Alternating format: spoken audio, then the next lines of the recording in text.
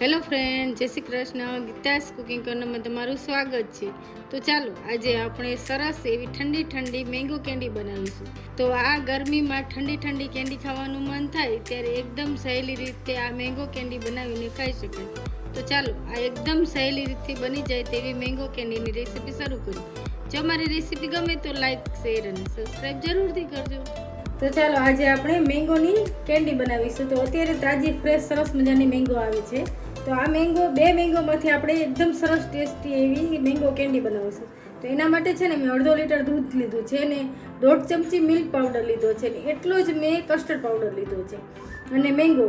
આ 4 જ ઇન્ગ્રેડિયન્ટથી આપણે સરસ મજાની કેન્ડી બનાવીશું. હવે છે ને મેં પેન લીધું છે તો મેં ગેસ ઉપર ન ચડાવ્યું, નીચે જ રાખ્યું છે. તો આપણે છે ને પહેલાં આપણે થોડું દૂધ એડ કરશું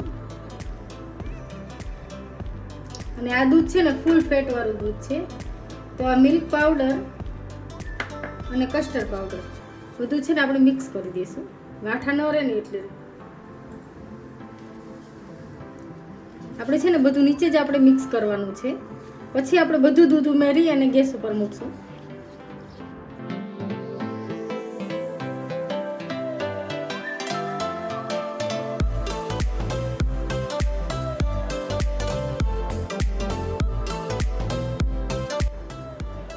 હવે છે ને આપણે થોડા દૂધમાં મિલ્ક પાવડર અને કસ્ટર્ડ પાવડર મિક્સ કર્યો તો જરા પણ અંદર લમ્સ નથી. હવે છે ને આપણે બધું દૂધ ઉમેરી દઈશું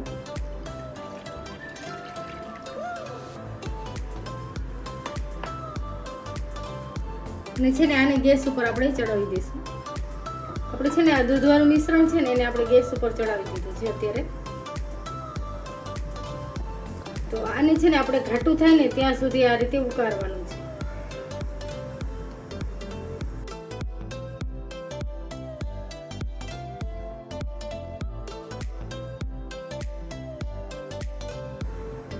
આ મેંગો કેન્ડી બનાવવામાં જરા પણ વાર નથી લાગતી.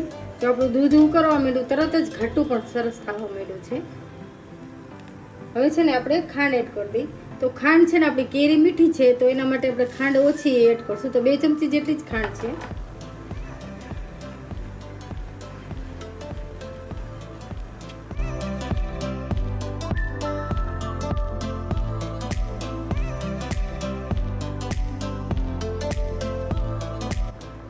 જો આપણે મિલ્ક પાવડર અને કસ્ટર્ડ પાવડર ઉમેર્યું છે એટલે તરત જ આપણું ક્રીમી અને ઘાટું એવું સરસ આપણું દૂધ બની ગયું. તો હવે છે ને આપણે 1 જ મિનિટમાં તૈયાર થઈ ગયું. આપણે ગેસ બંધ કરી દઈશું. નીચે ઉતારીને આપણે ઠંડુ કરવા માટે રાખી દઈશું. હજી ઠંડુ થશે ને તો પણ ઘાટું થશે.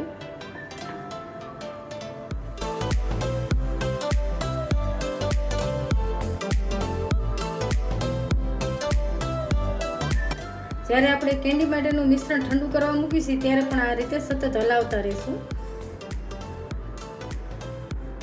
હવે છે ને આ કેરીને આપણે પીસ કરી લઈએ.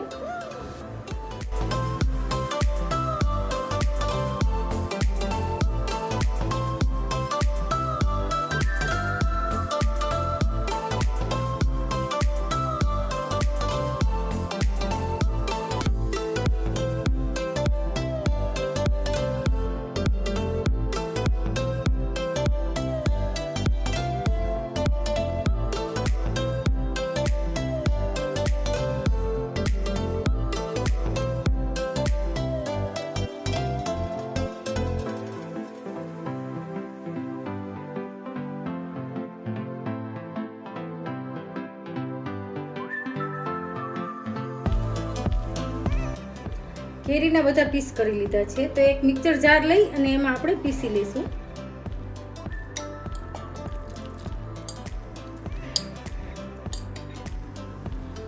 આપણે છે ને મેંગોનો પલ્પ મિક્સર જારમાં ક્રશ કરી લીધો છે. હવે છે ને આપણે આ દૂધમાં કસ્ટર્ડ અને મિલ્ક પાવડર એડ કર્યો છે ને એને પણ આપણે મિક્સર જારમાં એડ કરી અને એકદમ સ્મૂથ પીસી લઈશું.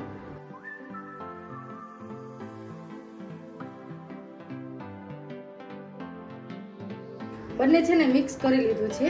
હવે છે ને આપણે પીસી લઈએ. હવે છે ને આપણે બંનેને મિક્સર જારમાં પીસી લીધું છે. હવે છે ને આ મિશ્રણને છે ને એકદમ સરસ ઘાટું થઈ ગયું છે. તો મારી પાસે આ ગુલ્ફીના મોલ્ડ છે, એમાં આપણે ભરી લઈશું.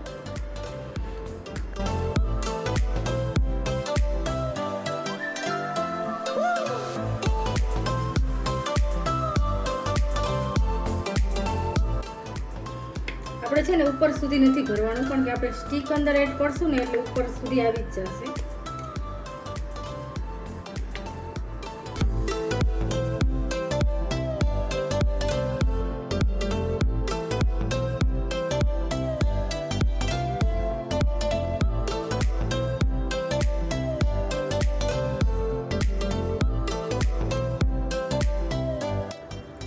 થોડું મિશ્રણ છે ને હવે નાના કાચના ગ્લાસમાં પણ એડ કરશું.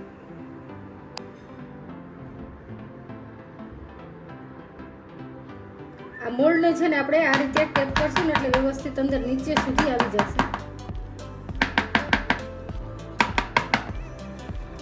હવે છે ને આ બધા મોલ્ડ ઉપર આપણે સિલ્વર ફોઇલ કાગળ લગાવી દઈશું.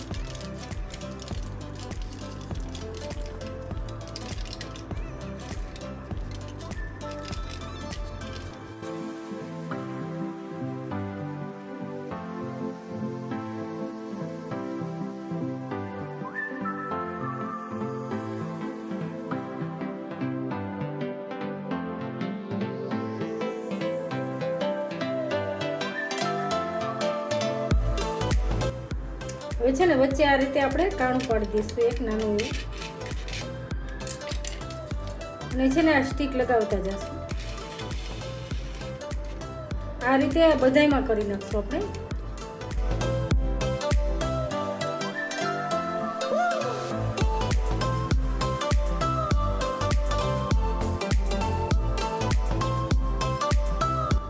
આપણે છે ને ગુલ્ફીના મોલ્ડ સરસ ભરી લીધા છે. તો આને છે ને આપણે ઓવરનાઇટ માટે આપણે ફ્રીઝમાં રાખી દઈશું.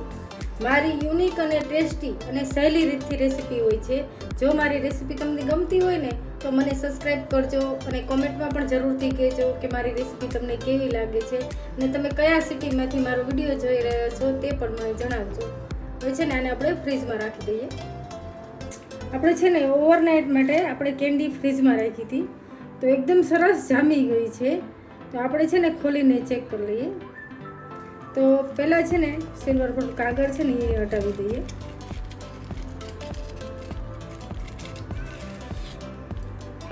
અને બહુ ઠંડી છે ને એટલે હાથથી આ રીતે આપણે કરશું.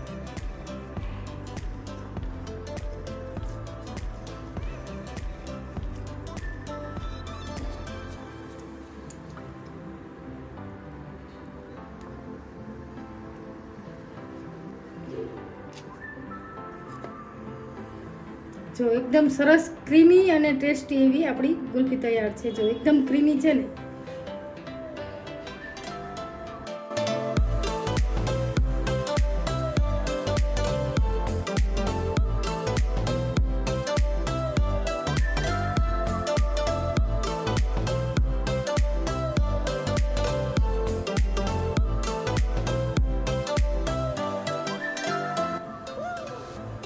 વાવ, એકદમ સરસ ઠંડી ઠંડી અને ક્રીમી ટેક્સચર વાળી આપણે સરસ મજાની મેંગો કેન્ડી બનાવી છે.